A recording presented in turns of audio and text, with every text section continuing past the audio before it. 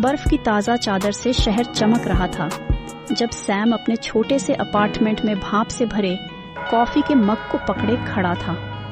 आधी रात के पटाखों की दूर की गूंज अभी भी उसके कानों में गूंज रही थी, जो नए साल के शांत वादों के साथ मिल रही थी।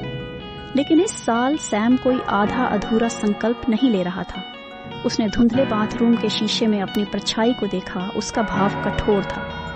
इस साल कोई झूठ नहीं, उसने दृढ़ता से कहा, उसकी आवाज सन्नाटे को चीरती हुई। एक भी नहीं। सैम को परवाह नहीं थी कि यह एक सफेद झूठ है, एक बहाना है या सरासर मनगढ़ंत कहानी। वह उन छोटे छोटे झूठों से थक गया था जो जीवन को आसान बनाते थे लेकिन उसके विवेक को भारी कर देते थे। इस साल वह ईमानदारी से झेगा, क्रूरता से, खूबसूरती से और बिना किसी माफी के। दिन की शुरुआत बहन क्लारा के घर ब्रंच से हुई। उसने पूरी तैयारी की थी, पैनकेक का ढेर, व्हिप्ड क्रीम और रंगीन सिरप।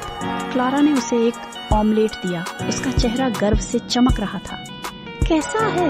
उसने पूछा। आंखें चमक रही थी। सैम ने एक बाइट ली। उसका स्वाद बिगड़ गया। अंडे ज्यादा पके हुए थे, सब्जियां मुरझाई हुई और नमक समुद्र जितना था। वह झिझका, अपनी कसम का बोझ महसूस करते हुए। ये बहुत बुरा है, उसने कहा। क्लारा पलकें झपकाई। उसकी मुस्कान फीकी पड़ गई। क्या? मेरा मतलब है, मैं तुम्हारी मेहनत की कद्र करता हूँ, पर ये ज्यादा नमकीन है। शायद अगली बार कम नमक डालना। कमरा शांत हो गया। उसके माता पिता ने अजीब नजरों से एक दूसरे को देखा और क्लारा का चेहरा लाल हो गया। सुझाव के लिए धन्यवाद, वह बड़बड़ाई रसोई में लौटते हुए। सैम ने अपनी ईमानदारी की चुभन महसूस की पर आगे बढ़ा। सच तो सच था। दोपहर तक सैम अपने दोस्त जेक से कॉफी शॉप में मिला। जेक उत्साहित था। उसने मियाँ की तस्वीर दिखाई। कितनी सुंदर है ना? मुझे लगता है यही वो है, जेक बोला। सैम ने तस्वीर देखी। मियाँ की मुस्कान मोहक थी पर आंखें बेरुखी भरी थीं। वो अच्छी है, सैम बोला। जेक ने कहा। अच्छी? सैम ने कहा। वो तुम्हें उतना पसंद नहीं करती जितना तुम उसे करते हो। जेक का चेहरा उतर गया। फिर दोनों चुप हो गए। शाम होते होते सैम अपने दोस्त लॉरेन के लॉफ्ट में न्यू ईयर पार्टी में पहुंचा। जगह संगीत और हंसी से गूंज रही थी। सैम ने अपना ड्रिंक पिया और मुड़ते ही रुक गया।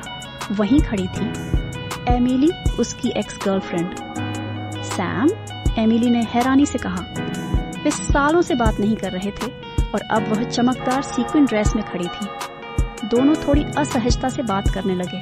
फिर अचानक एमिली ने वही सवाल पूछा जिसका सैम को हमेशा डर था। तुमने मुझे क्यों छोड़ा सैम?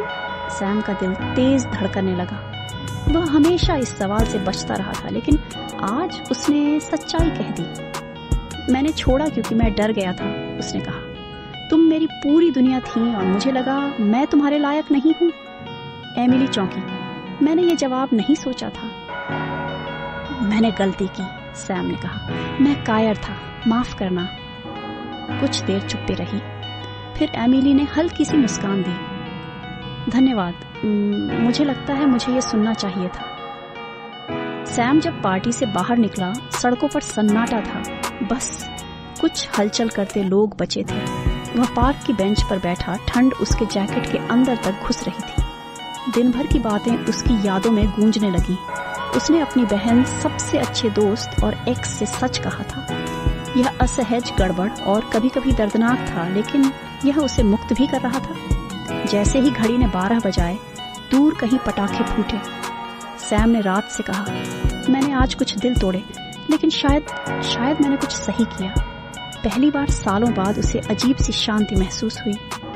यह वह शांति नहीं थी जो संघर्ष से बचने पर मिलती थी, बल्कि वह शांति थी जो खुद से और दूसरों से सच्चा होने पर मिली थी।